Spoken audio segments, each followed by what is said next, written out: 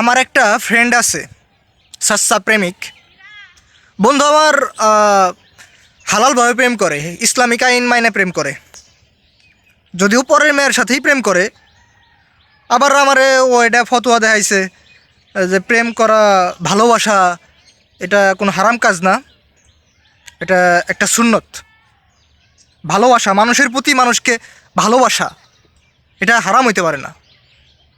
মানুষকে মানুষ ভালোবাসে, এটা সুন্নত কাজ। ও তাই পরের মেয়েরে ভালোবাসে, এটা ও হলো সুন্নত আদায় করতেছে।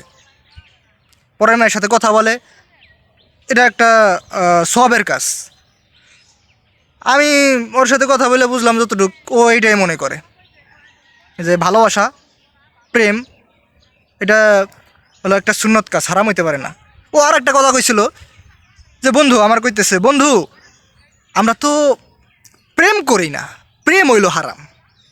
আমরা ভালোবাসি, আমরা দুজন দুজনকে ভালোবাসি, এইটা হারাম না, এটা হলো হালাল, এটা সুন্নত।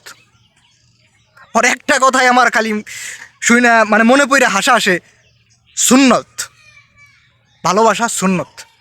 তাই কি পরের মেয়ের সাথে ভালোবাসা সুন্নত? তাই পরের মেয়েরে ভালোবাসা ওর সুন্নত আদায় করা লাগবো? ওই জুমার নামাজ পড়ার পরে পরের 4 রাকাত সুন্নত পড়ে না, ও প্রেম ভালোবাসা এই সুন্নত ঠিকই আদায় করে। ও আমার বুঝাইতেছে যে ভালোবাসা বন্ধু সুন্নত, কিন্তু প্রেম করা হারাম।